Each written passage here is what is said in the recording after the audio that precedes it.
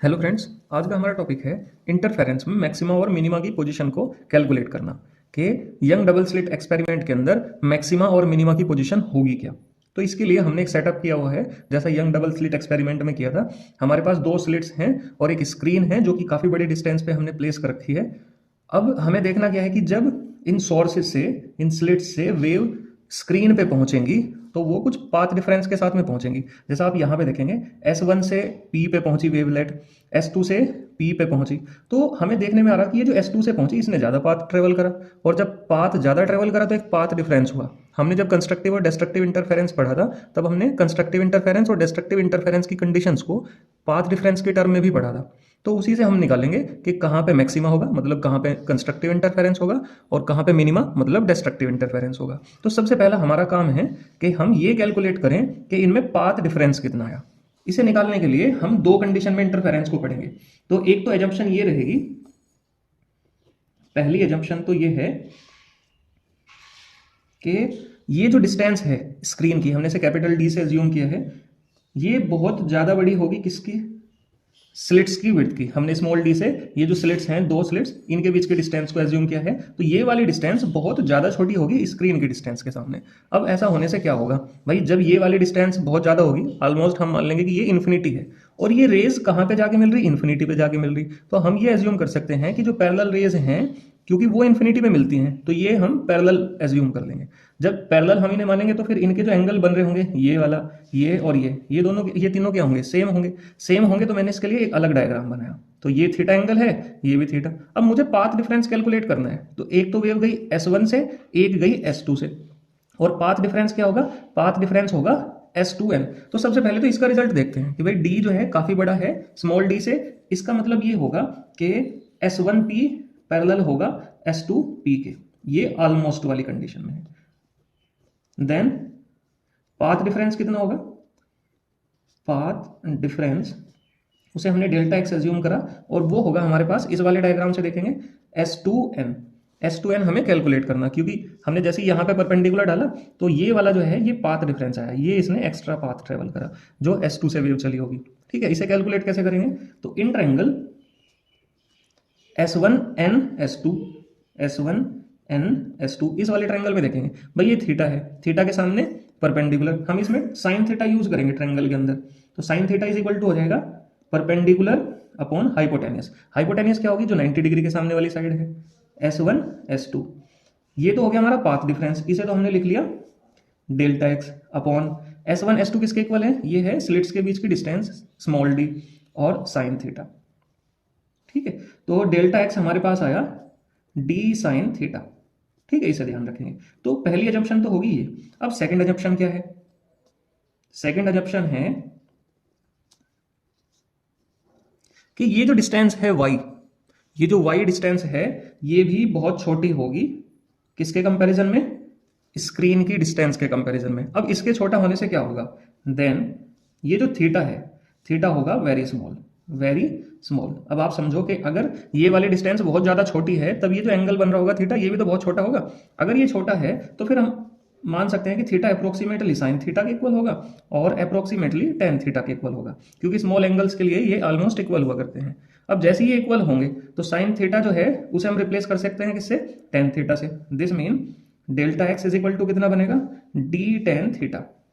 और अगर मैं इस ट्रायंगल से, इस वाले ट्रायंगल से, इसका नाम मैंने रख लिया पी ओ और इसे सेंटर मान लिया, सी एज्यूम कर लिया, पी ओ सी से, तो ये आ जाएगा परपेंडिकुलर अपॉन बेस। परपेंडिकुलर कितना है y और बेस कितना है कैपिटल D।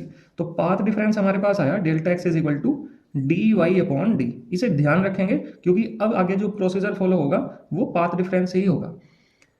इंटरफेरेंस में जब आप मैक्सिमा और मिनिमा की पोजीशन निकालते हैं तो यहां तक का जो पार्ट है वो सबसे इंपॉर्टेंट है। एक बार आप इसे दोबारा से वीडियो चला के देखेंगे आपको समझ आ जाएगा, क्योंकि इसके बाद में जो होने वाला वो बहुत ही आसान काम है। ठीक है, अब हमें क्या कैलकुलेट करना है, हमें देखना है कि मैक्सिमा की पोजीशन क्या होगी। मैक्सिमा कहां पे होगा, मैक्सिमा होगा वहां पे जहां पे कंस्ट्रक्टिव इंटरफेरेंस होगा, जहां पे कंस्ट्रक्टिव इंटरफेरेंस होगा वहां पे मैक्सिमा होगा। और कंस्ट्रक्टिव इंटरफेरेंस के लिए पाथ डिफरेंस कितना पढ़ा हमने, हमने पिछले वाली वीडियो में पढ़ा कि कंस्ट्रक्टिव इंटरफेरेंस के लिए पाथ डिफरेंस होगा n लैम्डा, और n की वैल्यू 0 1 2 3 इस तरह से कुछ भी हो सकती है, ये नेचुरल नंबर। सो अभी हमने जो पाथ रेफरेंस निकाला डी वाई अपॉन डी, ये जो बना डी वाई अपॉन डी, ये किसके इक्वल होगा? कंस्ट्रक्टिव इंटरफेरेंस में एन लैम्डा के इक्वल होगा। तो यहां से अगर मैं y की वैल्यू निकालता हूं तो y बनेगा मेरे पास एन लैम्डा कैपिटल डी, ये इधर डिवाइड से मल्टीप्लाई में चला जाएगा और ये अपॉन में आ जाएगा। तो ये बना हमारे पास पोजीशन y की वैल्यू। अब अगर हम सेंट्रल मैक्सिमा निकालते हैं फॉर सेंट्रल मैक्सिमा के लिए n की वैल्यू क्या होगी? n की वैल्यू होगी 0। तो y0 b लिखता हूं मैं से, b मतलब ब्राइट फ्रिंज, तो y0 b is equal to 0 आ जाएगा फॉर फर्स्ट मैक्सिमा के लिए n की वैल्यू 1 हो जाएगी, तो y1b, तो y1b कितना होगा? y1b होगा, n की जगह 1 रखेंगे तो लैम्डा डी अपॉन डी। इसी तरह से फॉर सेकंड मैक्सिमा के लिए n कितना हो जाएगा? n हो जाएगा हमारे पास 2, तो y2b मतलब दूसरी ब्राइट फ्रिंज या दूसरा मैक्सिमा कहाँ एग्जिस्ट करेगा, तो n की जगह हम 2 रखेंगे तो ये बन जाएगा 2 lambda D upon small D. ठीक है, इस तरह से हमारे पास जो मैक्सिमा होंगे उनकी पोजीशन आती चली जाएगी। इसमें जो मेन खेल पाथ डिफरेंस निकालने का ही है। ये जो हमने पाथ डिफरेंस निकाला इन डायग्राम को समझ के, मेन खेल यही है। उसके बाद तो केवल कंडीशन लगाने का है कि भाई कंस्ट्रक्टिव इंटरफेरेंस की कंडीशन क्या है और इसी तरह से डिस्ट्रक्टिव इंटरफेरेंस की भी कंडीशन क्या होगी। इसी तरह से हम निकाल लेंगे पोजीशन ऑफ मिनिमा। अब मिनिमा की पोजीशन, मिनिमा से मतलब है डिस्ट्रक्टिव इंटरफेरेंस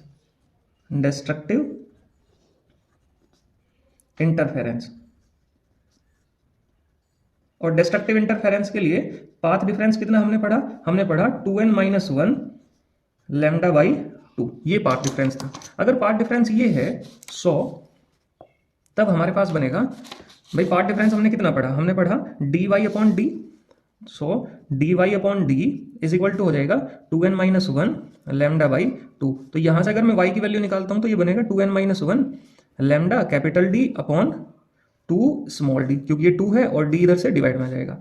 अब फॉर फर्स्ट मिनिमा, पहले मिनिमा के लिए n की वैल्यू क्या होगी? n की वैल्यू 1 होगी। ध्यान रखेंगे सेंट्रल मिनिमा नहीं हुआ करता, क्योंकि सेंट्रल पोजीशन पे हमेशा मैक्सिमा ही एग्जिस्ट करेगा। हमेशा मैक्सिमा क्यों एग्जिस्ट करेगा? क्योंकि सेंट्रल पोजीशन पे जब वेव्स पहुंचेगी तो उनका पाथ डिफरेंस 0 होगा, और जब पाथ डिफरेंस 0 हुआ करता है या फेज डिफरेंस 0 हुआ करता है तो वहां पे कंस्ट्रक्टिव इंटरफेरेंस होगा। कंस्ट्रक्टिव इंटरफेरेंस मतलब मैक्सिमा एग्जिस्ट करेगा वहां पे। तो इस वजह से सेंट्रल पोजीशन पे कभी मिनिमा एग्जिस्ट नहीं करने का। मिनिमा के लिए हम n की वैल्यू 1 से ही शुरू करेंगे। तो मैंने लिखा y1d का मतलब हुआ पहली डार्क फ्रिंज किस पोजीशन पे बनेगी? n की वैल्यू 1 रखेंगे तो 2 माइनस 1 1, तो ये बनेगा lambda D upon 2d। For second minima, दूसरे मिनिमा के लिए n की वैल्यू हम क्या रखेंगे? 2 रखेंगे, तो ये बन जाएगा y2d इज इक्वल टू बन जाएगा ये, जब 2 रखेंगे तो 2 2 जा 4 minus 1 3 lambda D upon 2d। इसी तरह से डैश डैश डैश y3d, वो कितना बनेगा?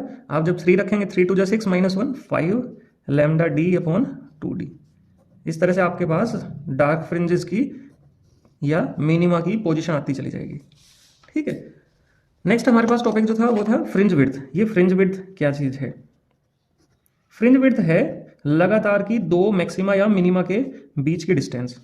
तो ये डिस्टेंस है बिटवीन 2 कॉन्जिक्यूटिव मैक्सिमा और मिनिमा। ठीक है, इसे हम बीटा से रिप्रेजेंट करते हैं। तो बीटा इज इक्वल टू होगा, मान लिया अगर आप मैक्सिमा से निकालना चाह रहे हैं तो मैक्सिमा से कैसे निकालेंगे? मैक्सिमा से आप निकाल सकते हैं y2b माइनस y1b। भाई दूसरे वाली मैक्सिमम में से पहले वाली घटा दो, या तीसरे वाली में से दूसरी घटा दो, 10वीं में से 9वीं घटा दो।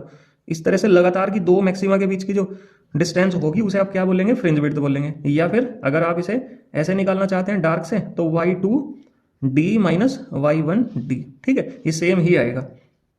तो आप इसे एक बात और ध्यान रखेंगे कि जो डार्क फ्रिंज है या ब्राइट फ्रिंज है उनकी विड्थ भी सेम ही होगी, मतलब वो इक्वल विड्थ वाली होंगी। तो y2b की वैल्यू क्या है?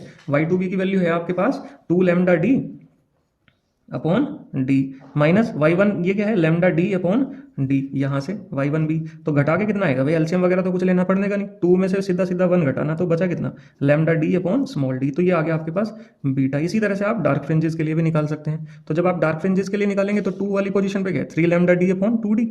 तो ये बना 3 lambda D upon 2d minus y1 वाली क्या है? Lambda D upon 2d। जब आप घटाएंगे तो 3 लैम्डा डी में से 1 लैम्डा डी घटाना, तो बचा 2 लैम्डा डी अपॉन 2d 2 से 2 कैंसिल आउट हो गया, बचा क्या आपके पास, बचा lambda D upon small D. तो इसका मतलब जो फ्रिंज विड्थ है वो इक्वल ही होगी, ठीक है। इस तरह से आप इसे ध्यान रख सकते हैं। बहुत आसान सा है। मेन खेल क्या है इसमें, मेन खेल ये वाला है। अगर आपको वीडियो अच्छी लगी, अगर आपको समझ आए तो आप इसे अपने फ्रेंड्स को शेयर कर सकते हैं। इसका जो आपको नोट्स हैं वो PDF में ही मिल जाएंगे, लिंक इसका डिस्क्रिप्शन में मिल जाएगा आपको, ठीक है।